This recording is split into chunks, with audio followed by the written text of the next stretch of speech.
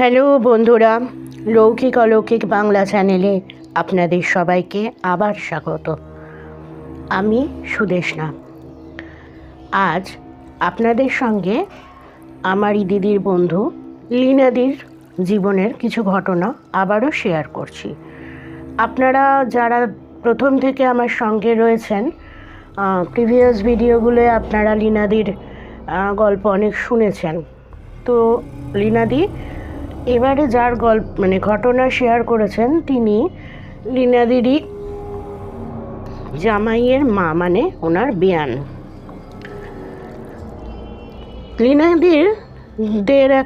লীনাদিদের ফ্যামিলির একটা হোটেলের ব্যবসা ছিল।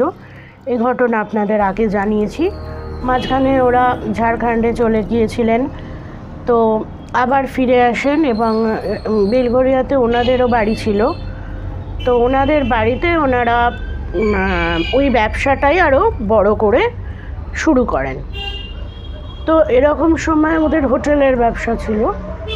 তো একটি ছেলে, তখন বেশ কম বয়স ছিল, মাঝে মাঝে খেতে আসতো। ছেলেটি ইঞ্জিনিয়ারিং পড়ছিল, খুবই সুন্দর, ভদ্র, শান্ত দেখতে এবং কথাবার্তাও বেশ মার্জিত। তো একটা সময় লীনাদির ছেলেটিকে খুব ভালো লাগতে শুরু করে। তা এবার এখন তো সোশ্যাল মিডিয়ার যুগ। তা ছেলেটির যখন ইঞ্জিনিয়ারিং পড়া শেষ হয়ে যায় তখন ও বাড়ি চলে যায়। ওর বাড়িটা হচ্ছে কোন্নগরের দিকে, মানে রিষড়া, কোন্নগর, ওই সব দিকগুলো আছে না, ওই সব সাইডে ওর একটি বাড়ি আছে। ছেলেটির থাকার মধ্যে শুধু মা ছিলেন, বিধবা মা, এবং গার্জেন হিসেবে দেখাশোনা করতো ওরই মামা, মামি এবং মামাতো দিদি। তো যাই হোক, বেশ কিছুদিন বছর পরে ছেলেটির সঙ্গে ফেসবুকে লীনাদিরই মেয়ের আলাপ হয়, মানে আবার আর কি কানেকশান তৈরি হয়। আগে সেভাবে কথাবার্তা হতো না। ছেলেটি চাকরি সূত্রে প্রথমে কলকাতার দিকেই ওর পোস্টিং হয় এবং যথারীতি লীনাদির মেয়ের সঙ্গে যখন কানেকশান তৈরি হয়, দুই বাড়িতে কথা হয়। ছেলেটির নাম হচ্ছে রিন্টু। রিন্টুর সঙ্গে ওর মামা মামি আসে, কথাবার্তা বলে, কারণ ওর মা মানসিক ভারসাম্য হারিয়েছিলেন। উনি স্কিজোফ্রেনিয়ার পেশেন্ট ছিলেন। বাংলাদেশে ছোটোবেলায় ওনার ছোটোবেলাটা কেটেছে, মানে রিন্টুর মায়ের, লীনাদির বেয়ানের, সরি। তো লীনাদির বেয়ান মাঝে মাঝেই ভায়োলেন্ট হয়ে উঠতেন এবং চোখের সামনে দেখতে পেতেন আর কি, হ্যালুসিনেশন হতো যে বাড়ি দাউ দাউ করে জ্বলছে, লোকজন এসে ছুটে একদল আর একদলকে মেরে ফেলছে, উনি চিৎকার করছেন, এরকম হ্যালুসিনেশন ওনার হতো।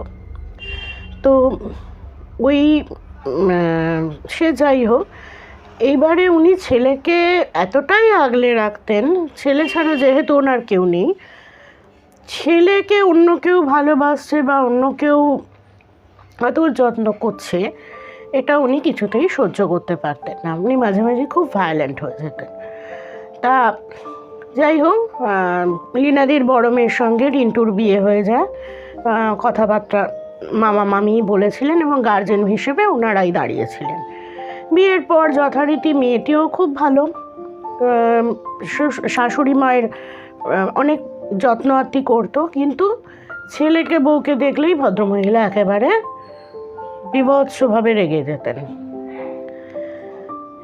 তা এরমভাবেই চলছিল। ওনাকে হসপিটালে মাঝে মাঝে নিয়ে যেতে হতো, সেটা লীনাদির মেয়েই নিয়ে যেত। এরকম চলতে চলতে লীনাদির মেয়ে আর কি সন্তান সম্ভবা হয়ে ওঠে এবং যথাসময়ে তার একটি পুত্র সন্তানের জন্ম হয়। সমস্যাটা দেখা দিল, বাচ্চাটি হওয়ার পর রিন্টুর মা কিন্তু বাচ্চাটিকেও সহ্য করতে পারতেন না, মানে তকে তকে থাকতেন। কখন ওর মা ওর কাছ থেকে দূরে থাকবে, বাবা থেকে দূরে থাকবে, কেউ না কেউ ওর কাছে থাকতো। উনি গিয়ে বাচ্চাটাকে চিমটি কেটে দিতেন, নাহলে গলাটা টিপে ধরতেন, বাচ্চাটা চিৎকার করে কাঁদতো। মানে নিজের ঠাকুমা, এমন নয় যে স্টেপ মাদার বা স্টেপ গ্র্যান্ড মাদার। তো তখন আবার ওরা ছুটে আসতো। তা এরকম অবস্থা যখন চলছে তখন লিনাদি আর কি ওর রিন্টুকে বললো, দেখো তুমি তো বাইরে পোস্টিং হয়ে যাবে। তখন ওর হায়দ্রাবাদে পোস্টিং পড়লো। আমার মেয়ে বরং এখানেই থাকুক, আমাদের বড় বাড়ি, অসুবিধা হবে না, তোমার মাও এখানে থাকুক, দেখাশুনো করতে সুবিধা হবে, তুমি নিশ্চিন্ত মনে যেতে পারবে। রিন্টু এক কথায় রাজি হয়ে গেল, অনেকটাই অল্প বয়স ছেলেটির। তো রিন্টু যথাসময়ে হায়দ্রাবাদে চলে গেল। আর ওর আর কি কলকাতায় মানে আসাটা খুবই মানে টাফ ব্যাপার, সবসময় তো আসতে পারতো না। বাচ্চাটাকে নিয়ে, শাশুড়িকে নিয়ে, লিনাদির মেয়ে, ওর নাম রিম্পা, ও থাকতো মায়ের কাছে। এবং ওর মা, দিদা সবাই মিলে যত্ন আতি করতো। বাবাও যেহেতু ছিল, বাবাও হসপিটালে নিয়ে যেতে সাহায্য করতে পারতো। মাঝে মাঝে উনি ভীষণ ভায়োলেন্ট হয়ে যেতেন। এরম চলতে চলতে একটা সময়ে ভদ্রমহিলা একদিন মারা গেলেন। সেই সময় অবশ্য রিন্টু এসছিল কিছুদিনের জন্য কলকাতায়, তার মধ্যেই মা মারা গেল। এবং যথারীতি যেদিন উনি মারা গেলেন সেদিনটা ছিল একটা পূর্ণিমার রাত্রে। উনি রাত্রি করেই মারা গেছেন, 11টা সাড়ে 11টার মধ্যে। এবার থেকে যে ঘটনাটা ঘটতে শুরু করলো, শ্রাদ্ধ শান্তি তো তখনও হয়নি। মারা যাওয়ার পর দিন থেকেই রিন্টু দেখতো দরজার পাশে কে কটকট করে তাকিয়ে আছে, একটা ছাওয়া মূর্তি, যেন একটা অবয়ব। চোখ তো দেখা যাচ্ছে না, মনে হচ্ছে যে দাঁড়িয়ে আছে সে ভয়ঙ্কর রেগে আছে। তো হঠাৎ করে খেতে খেতে যেই তাকাতো, সে বীভৎস অবস্থা, বিষম টিসম খেয়ে হঠাৎ কোথাও কিছু নেই, থালাটা গেল উল্টে, ভাতের থালা, ছেলেকে খেতে দেবে না। নাতি যখনই কিছু খেতে যায়, নাতি এরকম বিষম খায়, বারবার চিৎকার করে কাঁদে আর একটা দেয়ালের দিকে তাকিয়ে থাকে। তা এরম অবস্থা চলতে লাগলো অনেক দিন ধরে। একদিন রিন্টু খেতে বসেছে, ওদের ডাইনিংয়ের উপর একটা ঝাড়বাতি টাইপের ছিল, যেটা আমরা হিন্দিতে ঝুমার বলি, ওই রকম। কোথাও কিছু নেই, ঝুমার থেকে 3-4টে কাঁচ খুলে গিয়ে ধাপাস করে মানে খাবারের মধ্যে পড়লো। হাওয়া নেই, বাতাস নেই, কিছু নেই, রান্নাঘরে ঝনঝন করে বাসনগুলো পড়ে গেল। এরকম চলতে থাকলো। একদিন লিনাদি বাথরুমে গেছে, এবার বাথরুমের আয়না দিয়ে দেখছে পেছনে একটা সাদা মতো কি যেন দাঁড়িয়ে। পেছন ঘুরেছে, দেখে কিছু নেই। উনি আর চান করার মতো অবস্থায় ছিলেন না, উনি সোজা বাথরুম থেকে বেরিয়ে এসছেন। তারপরে আবার গেছেন, একজন দরজার কাছে দাঁড়িয়েছিল, লিনাদির মা দাঁড়িয়েছিলেন। তারপরে গিয়ে উনি স্নান টান করেছেন আর কি। এরকম ঘটনা দিনের পর দিন ঘটতে লাগলো। সবথেকে ভয়ঙ্কর সিচুয়েশান তৈরি হতো পূর্ণিমার রাত্রে। প্রতি পূর্ণিমার রাত্রে বাচ্চাটি আর কি অসুস্থ হয়ে পড়তো, বিষম খেতে চাইতো না, কাঁদতো, ধুম জ্বর আসতো কম্পালসারি। প্রতিটা পূর্ণিমাতেও ধুম জ্বর আসতো এবং দিন দিনও অসুস্থ হয়ে পড়তে লাগলো। তো এরম চলার পর একদিন সবাই মিলে আর কি, ওখানে একজন ব্রাহ্মণ পুরোহিত ছিলেন, পুজো টুজো করতেন, তার কাছে যাওয়া হলো। এবং তিনি যা বললেন যে রিন্টুর মা এই দোষ পেয়ে মারা গেছে, উনি ক্যালকুলেশন করে বললেন।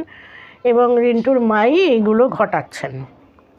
রিন্টুরও মনটা খারাপ হয়ে গেল যে মা মানে বেঁচে থাকতেও আমাদের কোনো দিন ভালোবাসলো না, মানে শান্তি দিল না, আমার বউকে ছেলেকে সহ্য করতে পারলো না, মৃত্যুর পরেও আমার কাছে মানে আমাদের 3জনকে উনি সহ্য করতে পারছেন না একসাথে।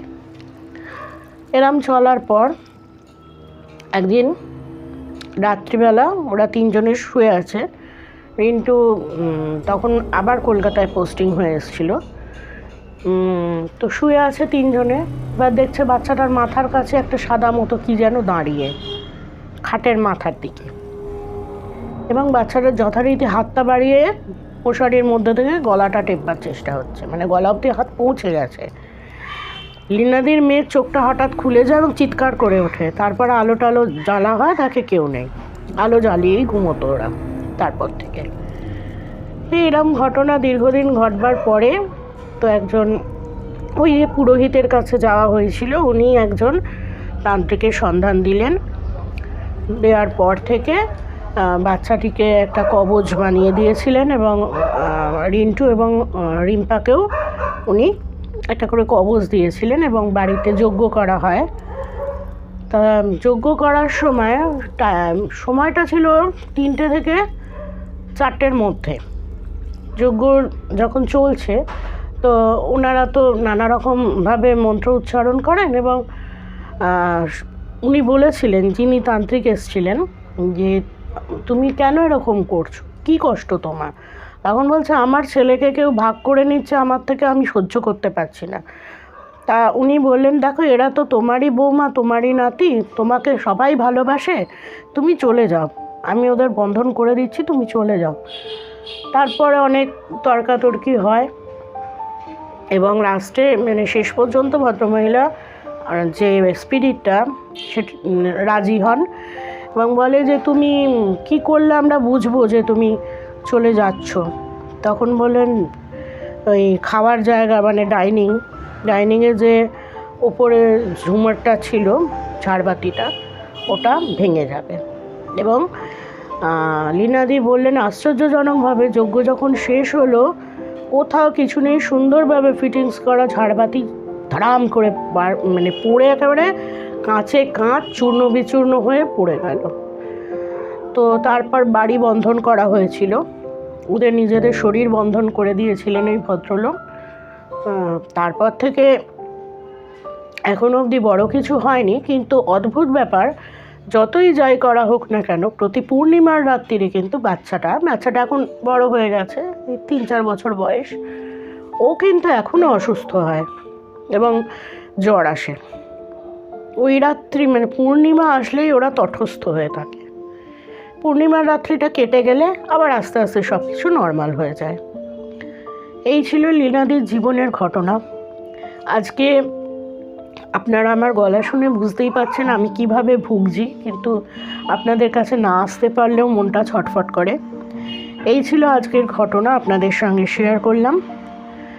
আর আপনাদের বারবার রিকোয়েস্ট করছি যে আপনাদের লাইফে বা আপনাদের পরিচিত কারোর লাইফে এরকম অলৌকিক ঘটনা বা দৈবিক ঘটনা যদি কিছু ঘটে থাকে, প্লিজ আমার সঙ্গে শেয়ার করুন।